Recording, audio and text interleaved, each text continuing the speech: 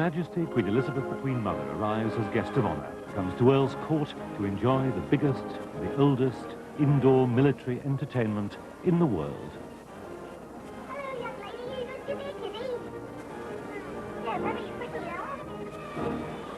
And for this performance, Her Majesty brings her own very special regiment with her, a guard of honour found by the Black Watch, of which is Colonel-in-Chief. To entertain the crowds this evening, there's a cast of some 2,000 from the Royal Air Force, the Army, and the Navy.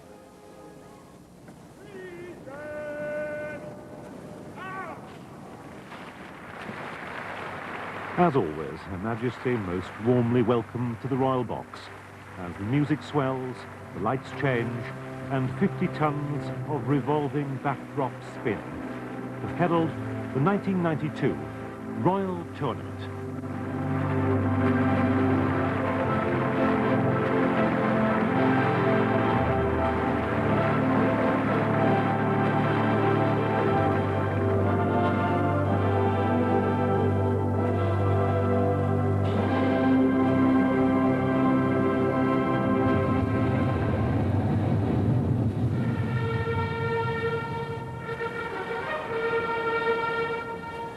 And the performance begins at the gallop as gunner Neil Gardner signals the advance of the King's Troop Royal Horse Artillery.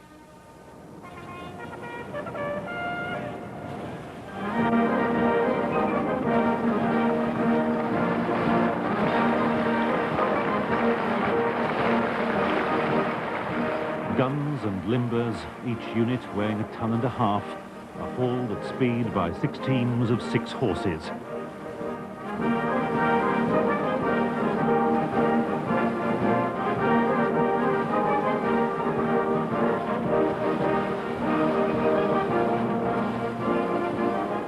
Each of these guns was fired in action in the First World War.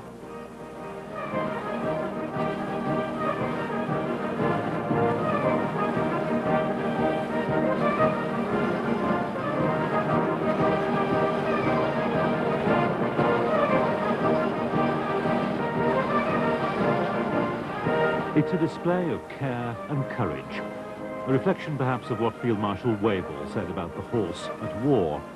It should be cared for in the stables as if it's worth £500 and ridden in the field as if it were not worth half a crown. The guns slide to the corners with inches to spare, guided by teams of horses that find their origins in one of the rarest breeds in these islands, the heavy horse of Ireland, the Irish Draught.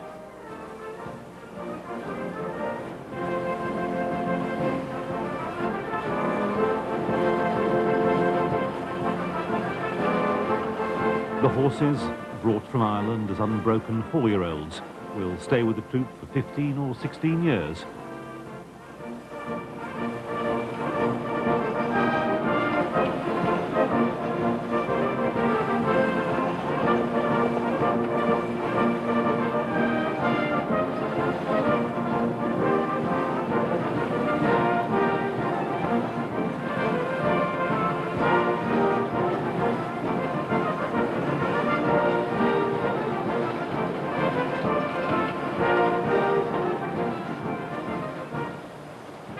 The most skillful maneuver of all, the high-speed scissors, teams 18 yards long, missing each other by just a few feet of galloping space.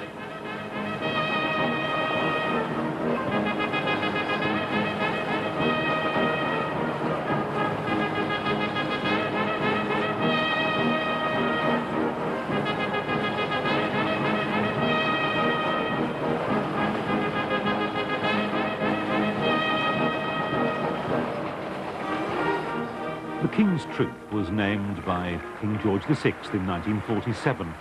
He wanted a troop in traditional uniform to be available to take part in the great state occasions. We'll see something of that in a moment. But first, they line up for the half-battery charge.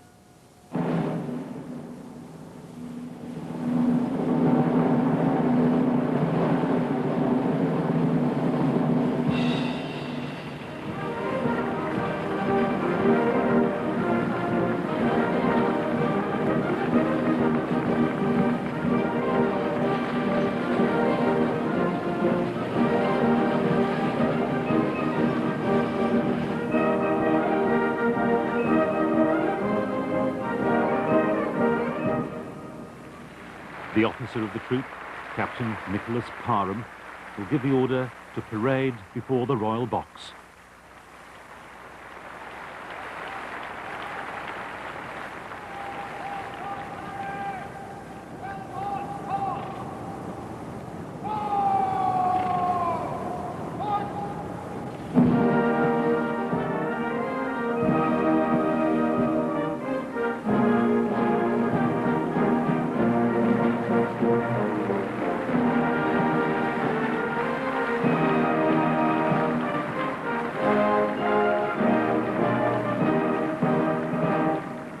I hope Captain Parham was bearing in mind the 18th century advice to officers to appear more warlike, ride with your sword drawn, but take care not to cut your horse's ears off.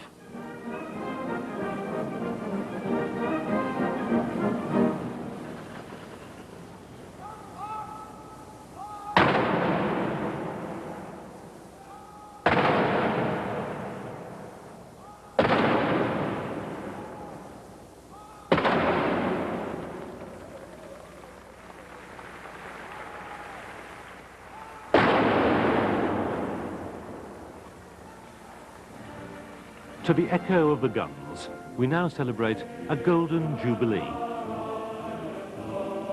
In February 1942, the Royal Air Force Regiment was formed. In their honour, the massed bands of the Royal Air Force now entertain us with a selection of the popular songs of World War II.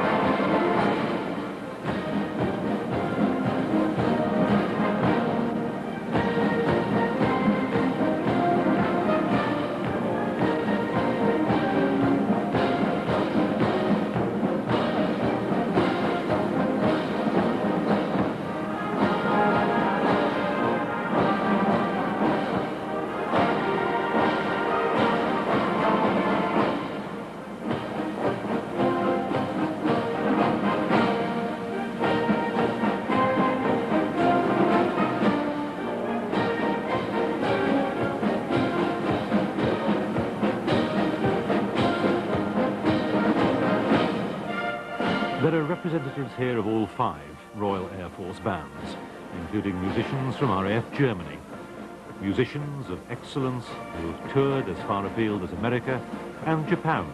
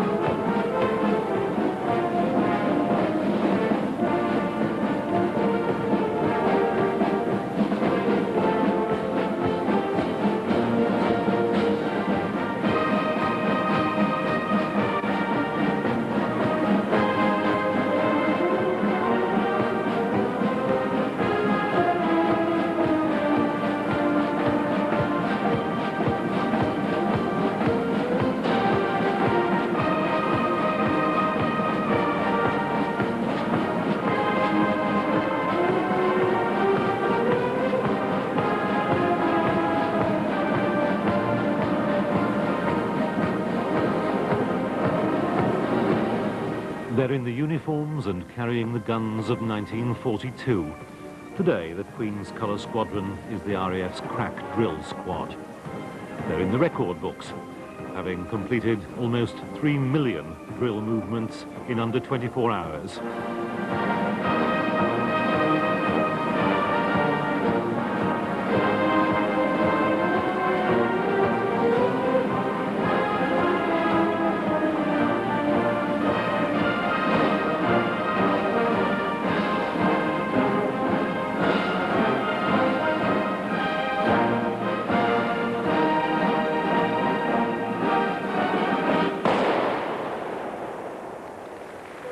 Around for considerably longer than the 50 years have been the Rottweilers of the Royal Tournament, getting ready to slip their chains.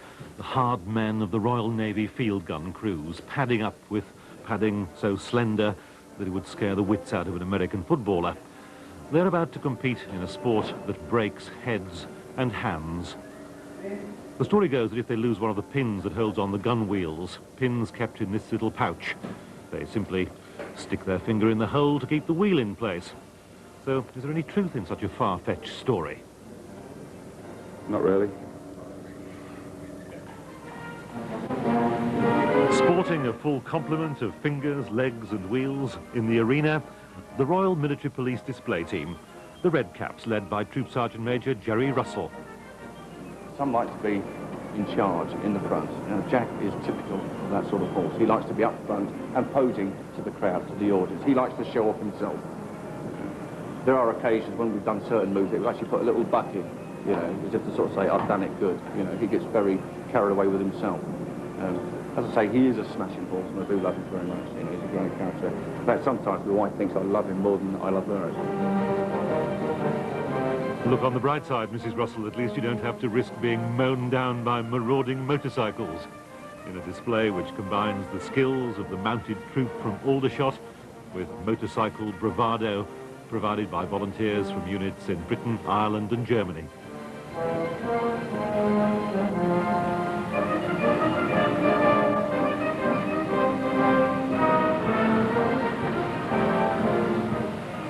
The horses come from the Army Veterinary College at Melton Mowbray. It takes about 2 years to train them up to military police standards.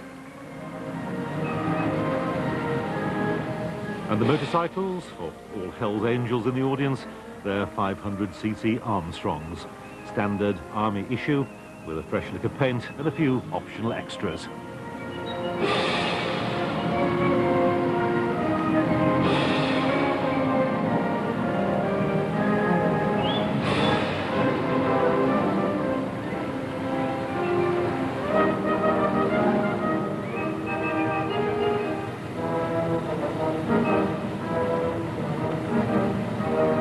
Red Cap season is March to September, when they get together to appear at no more than a dozen events. For the rest of the year, they're on traffic and crowd control and ceremonial duties.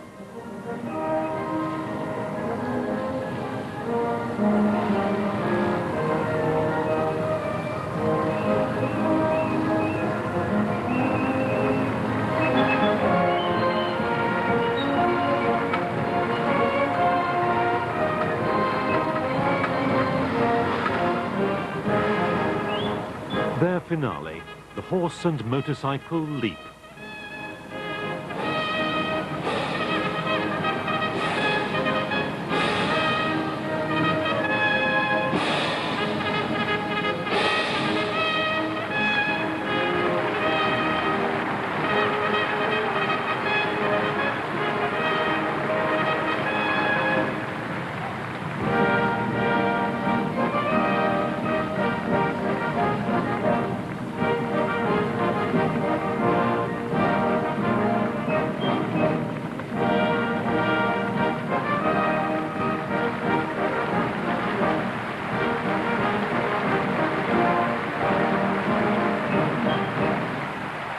The salute taken, there follows a jaunty serenade to the Colonel-in-Chief. From the pipes and drums of the Black Watch.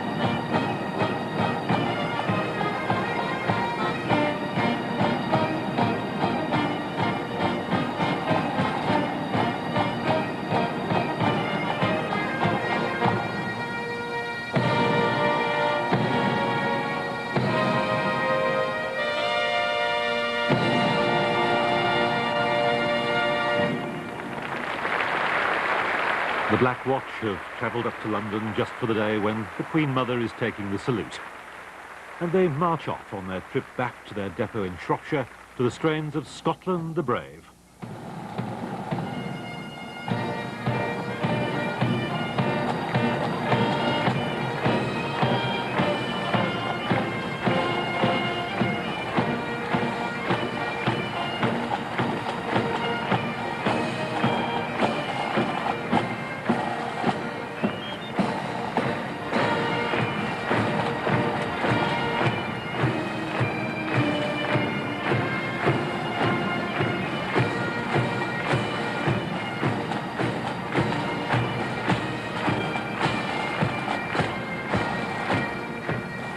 Resplendent in black feather bonnets and hackles of red vulture feather, they swing along to the Black Bear.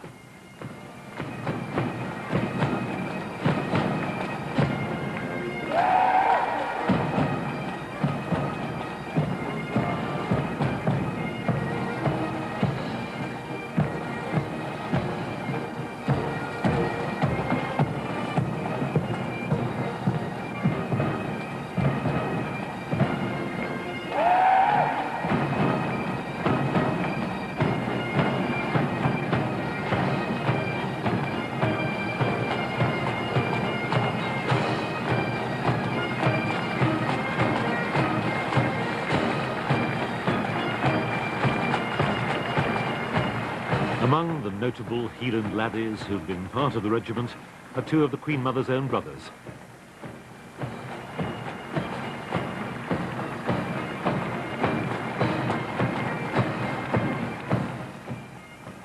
The field gunners are going with a swing too. They've scoured the Navy for these lads, put them through training that's hell on earth, sorted out the brutes from the boys. Boys are what they describe as metal shy.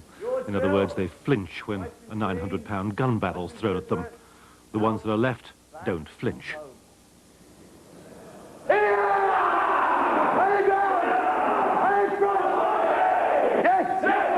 All right, lift him up. Lift him up. Let him know we're here. Let him know we're here. Pompey, lift him up. A little bit more. A little bit more. Stand by. Go! On your marks, get set, go! And there we've got blue team just in the lead. And he's being a bit cheeky there, going under the gate. And with blue team in the lead, we've got Air Dog Zeus and the white dog Air Dog Sally.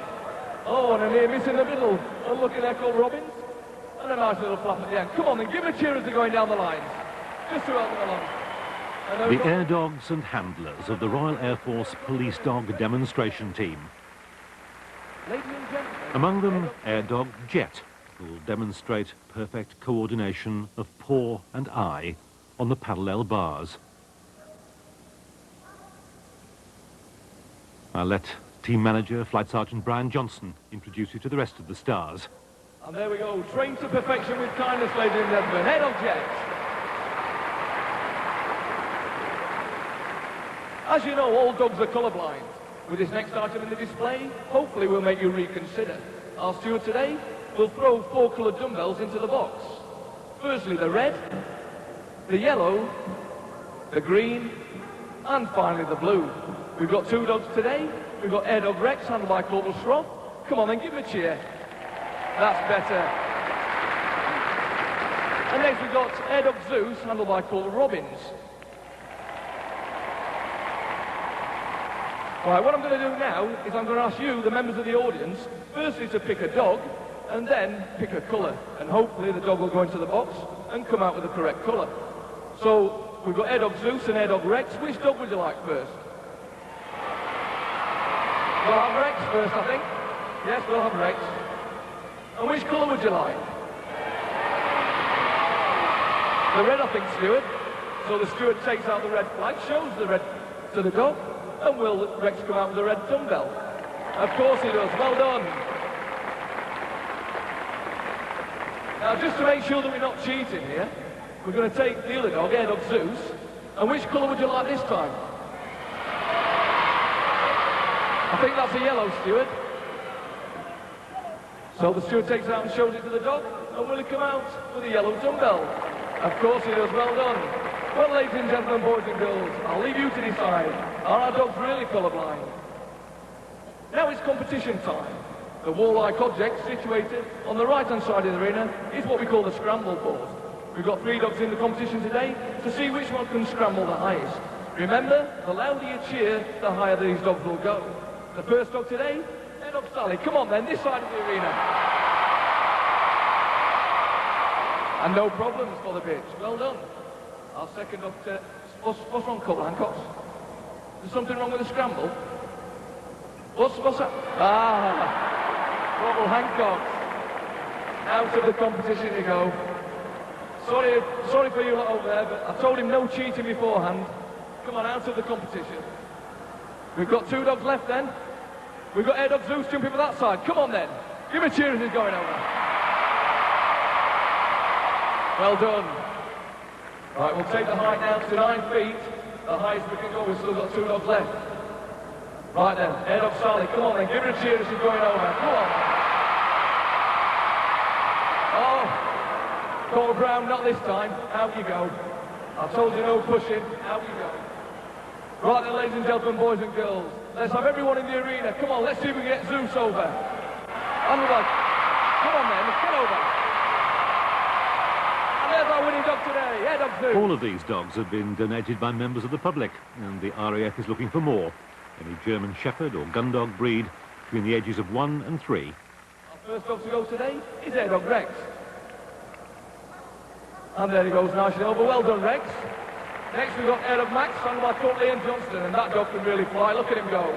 Well done, Cole Johnston. Our next dog, Air Dog Zeus, the scramble winner. Give him a special cheer as he goes over. He's worked hard today. The next dog, Air Dog Jet. And he's safely over. Well done, Jet. The bitch on the team, Air Dog Sally, found by Corporal Brown. Well done. Air Dog Max. And there he goes, nice and safely over. Well done. Now for the highlights of the display. As you can see, the steward is placing out a fire dumbbell. Ulrich will be asked to retrieve the dumbbell to his handler. Ladies and gentlemen, Air Dog Ulrich.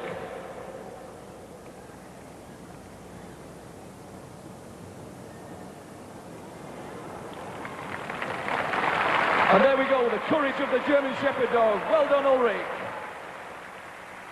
And on behalf of Ulrich and his fellow performers, the salute is taken by Flying Officer Steve Broadley.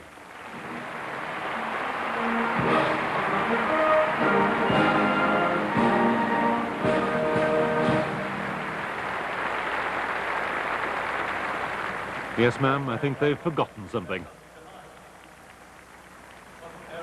It seems that Air Dog Max fancies a lift home. But he really wants to show that there's another side to this Air Force police dog caper. And Corporal Wood, the intruder, will have a bit of a problem joining in the applause.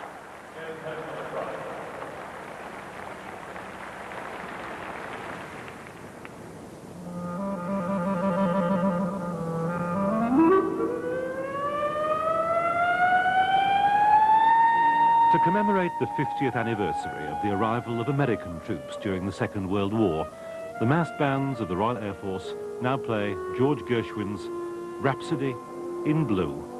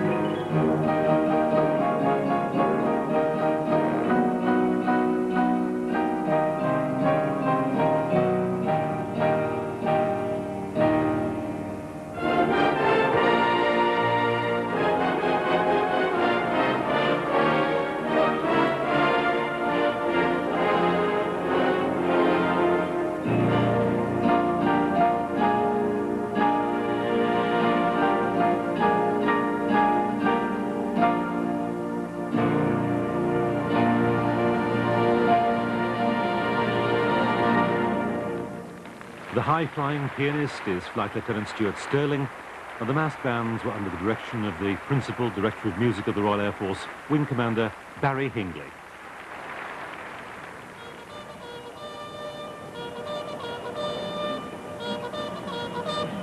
They call it the Lynch Inn. The field gun teams come to the arena to set the course for one of the most grueling competitive sports in the world.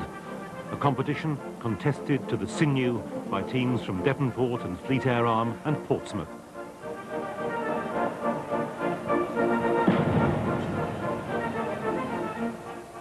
You could say that in real life the field gunners are wireless operators and computer operators and gas turbine engineers. But actually, in real life, they're field gunners. They live and breathe it. If by any misfortune they should come anything other than first, they reorganize their lives so that 3 years on, that's the earliest the rules allow, they're back at Earl's Court to win.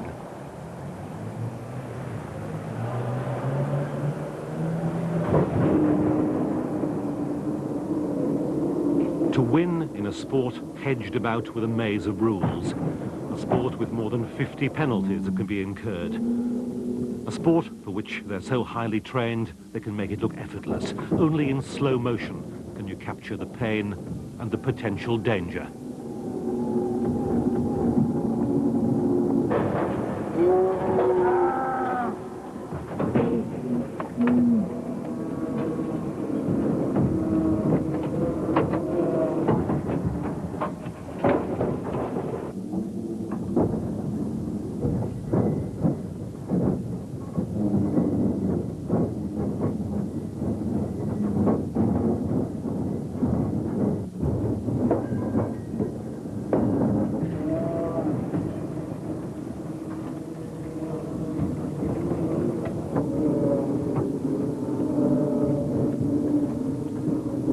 What they're manhandling across this course of enemy and home walls, across a chasm, which like all proper chasms is supposedly bottomless, what they're manhandling is equipment weighing as much as a saloon car.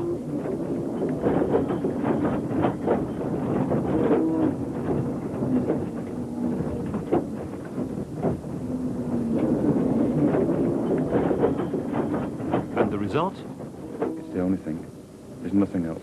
To win at Earl's Court is the only thing to do. There's no second place, and that happens in everything. You've only got to be a winner, and it's Portsmouth's year this year.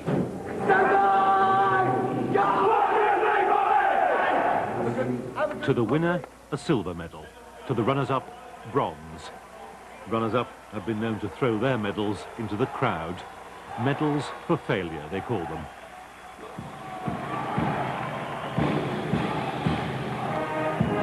This run, Portsmouth on the near side takes on the Fleet Air Arm.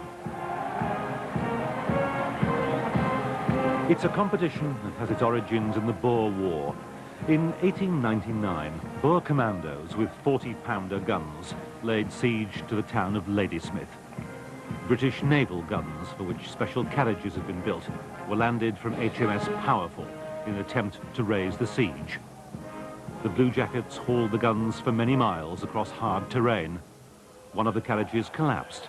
The sailors manhandled the gun 2 miles to the top of a hill and into action. After 120 days, the siege of Ladysmith was lifted, and the competition we see tonight was born. It's a competition in 3 parts: the run out, the run back, and the run home.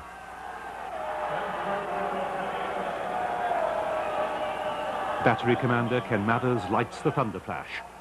Watch and feel the pain.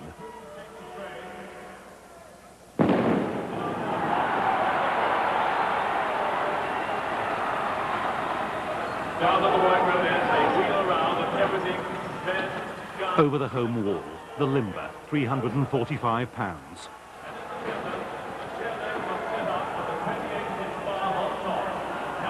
Onto the sheer legs, the 28-foot spars.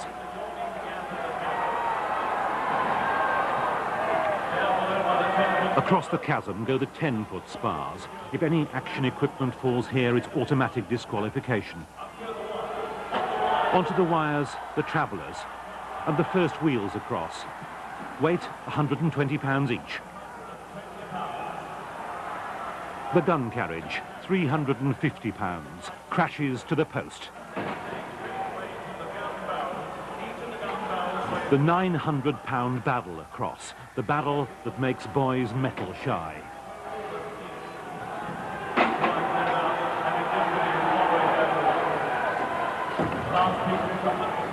Gun assembled, limber across, manhandled to the enemy wall.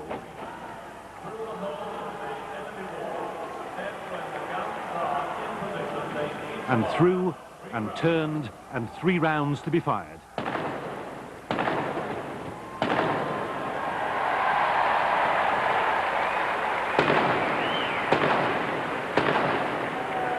And the times at the end of the run out. Portsmouth, 1 minute, 31.35 seconds. But the Fleet Air Arm, 1 minute, 25.03 seconds.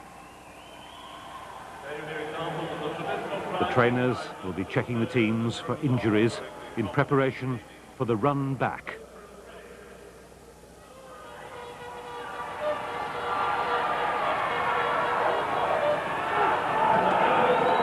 Every piece of equipment to go back over the enemy wall.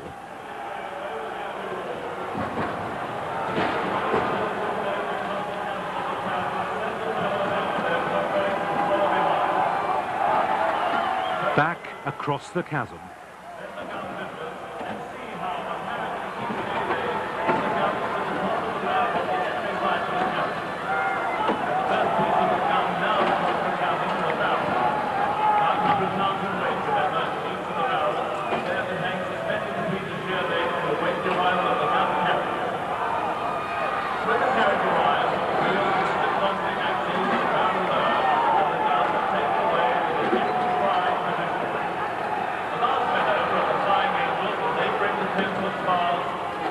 The last man back, carrying, fumbling the 10-foot spar, the Flying Angel. The sheer legs down, 3 more shots to be fired.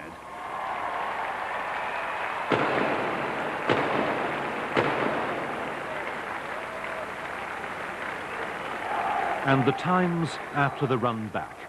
Portsmouth having a disastrous run, 2 minutes 38.35 seconds. The Fleet Air Arm slightly better, 2 minutes 26.36. Too much leeway for Portsmouth to have to make up on the run for home.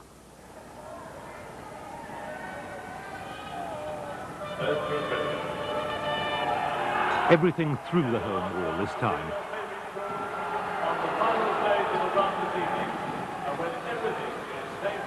And reassembled and packed aboard, and they pull for home.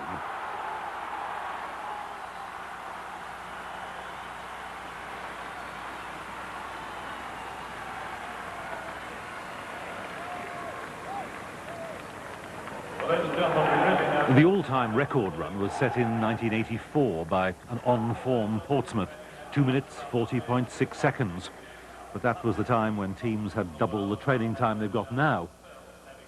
And they're not even close tonight. The final times, Portsmouth, 2 minutes 59.82 seconds. The Fleet Air Arm, 2 minutes 47.69. It won't be a happy Portsmouth mess. But there is still a week of the competition to run. Still time for Portsmouth to harness that extra bit of concentration and pain. And the interest isn't just within the team camps. Each night, the results from Earl's Court are signalled to Royal Naval ships and shore stations around the world.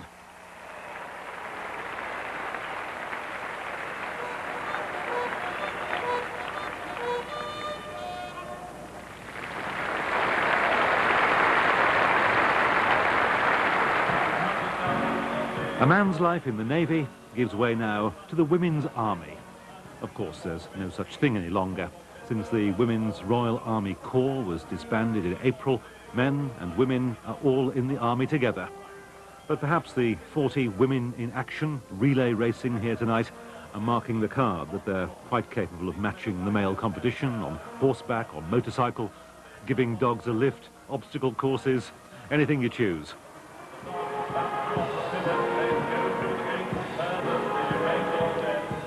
They certainly seem to have the confidence of their pillion passengers.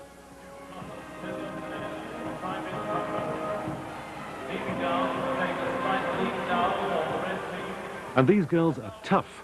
Private Hunter is recovering from tonsillitis. She's no doubt relieved she didn't need to be a stretcher case.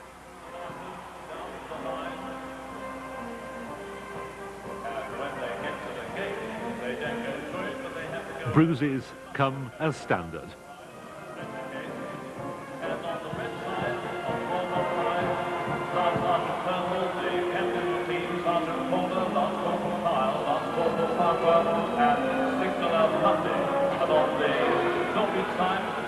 Many of the girls, by the way, that's not me being chauvinist and dismissive, the girls call themselves girls.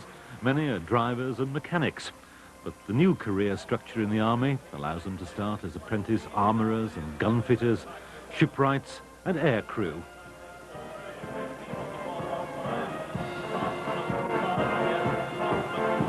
The women come to the army from all sorts of jobs. Ros Clark, the Red Team's motorcyclist, used to work in a factory making cigars. I wonder if in factories in Wales they roll them on their thigh. And that was me being sexist.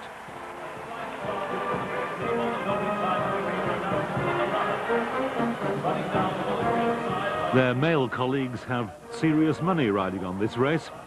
The bulk of it on the Red Team, I'm told. But it looks very much as if the Greens are edging a bumper ahead. I can tell you I'd definitely be in third place. A final sprint up the rope, blow the hooter, and you've got the points.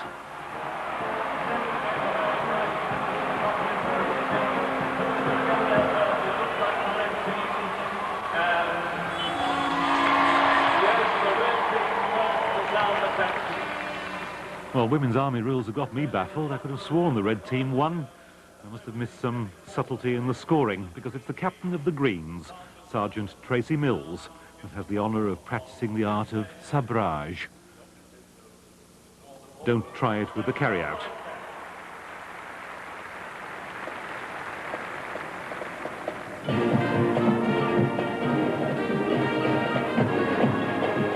The froth and the bubbling excitement now of guests from America. The Conqueror Band from Hacienda Heights, California.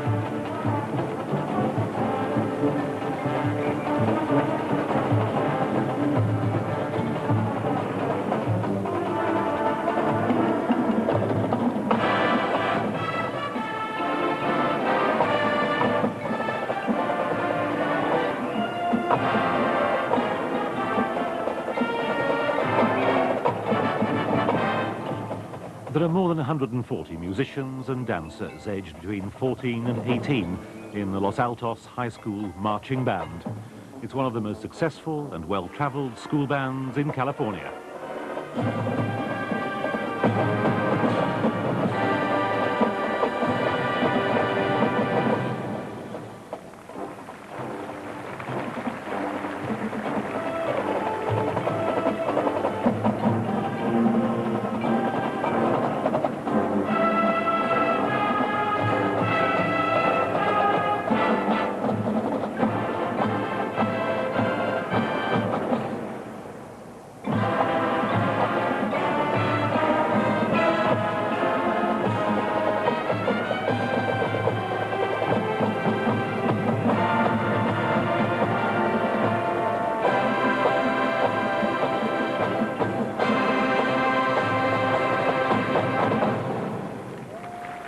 And for at least one of the Los Altos dancers, this will be the most memorable engagement of all.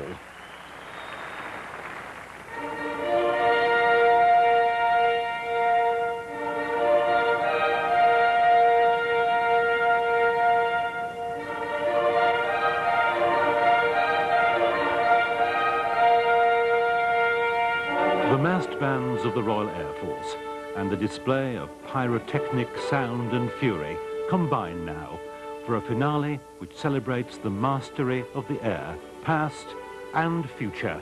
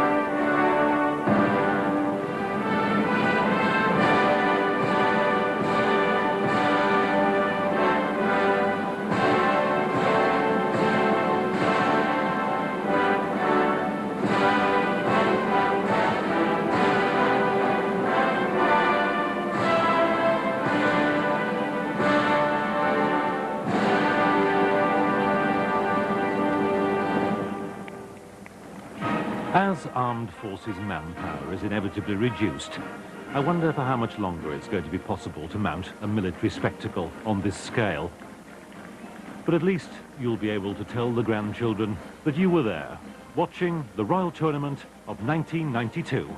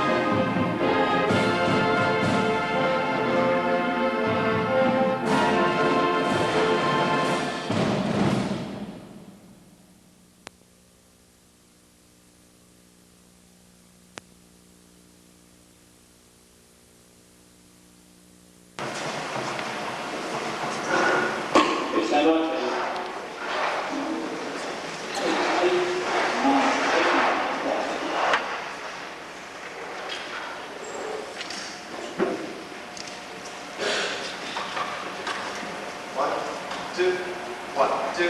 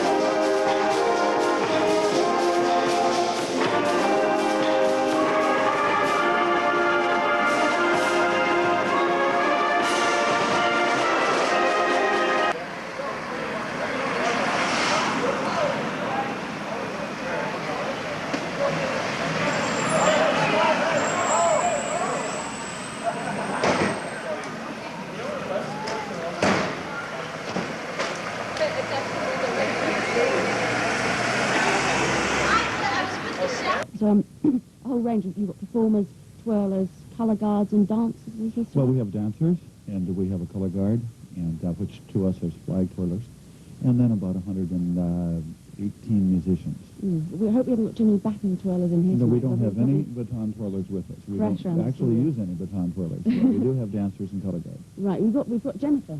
Jennifer is Do you here want to representing our color come over guard. by the microphone and Right we'll over, Jennifer. say, like, you're a dancer or a colour guard? I'm a dancer. Right, so what do you actually do? Is it a bit like these cheerleaders that we see at American football match? You have to explain, because we're not very up on this sort Oh of no, thing. we're nothing like cheerleaders.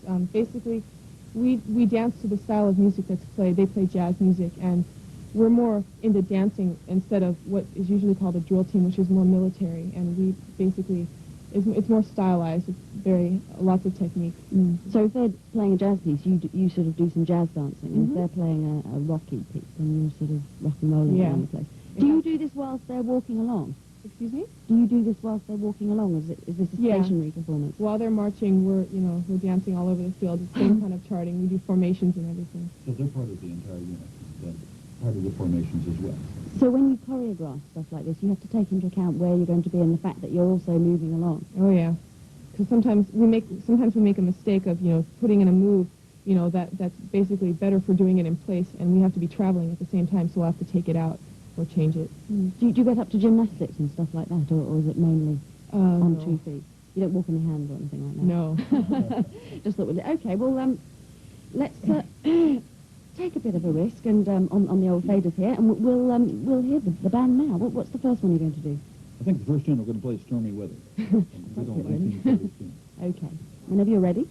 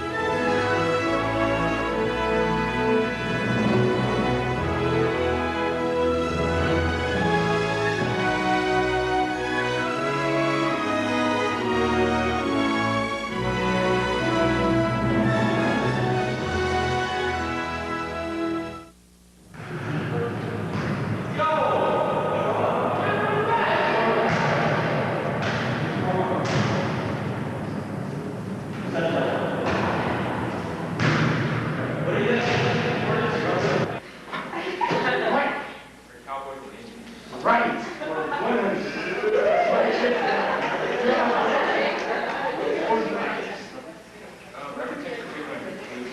The greatest contribution to the art world is painting pictures of this. Rick! What is Brian's mom? Wrong!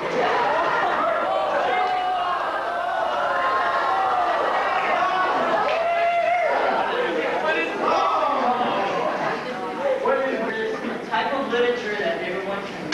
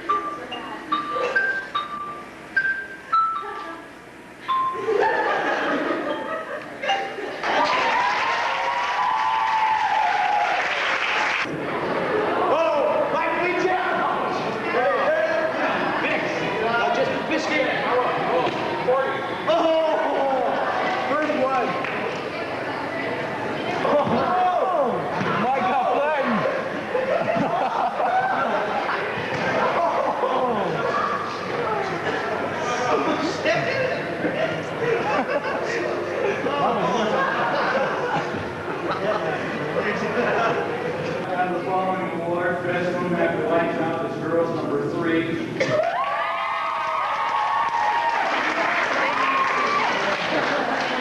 Next room, and that's for the long haul on the average, is the boys room number 1.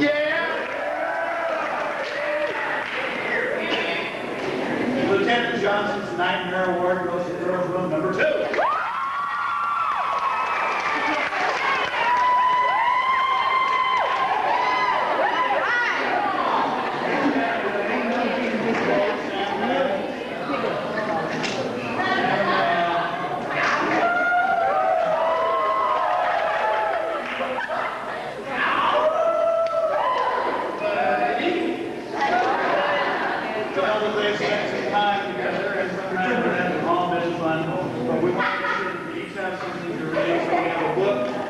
Together, yes, coping with boys or coping with girls.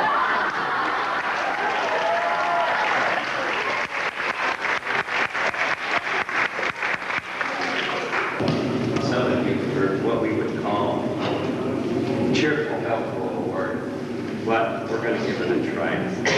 We would like Mark Gervais, Gabby, and Linda Kim to come up here, please.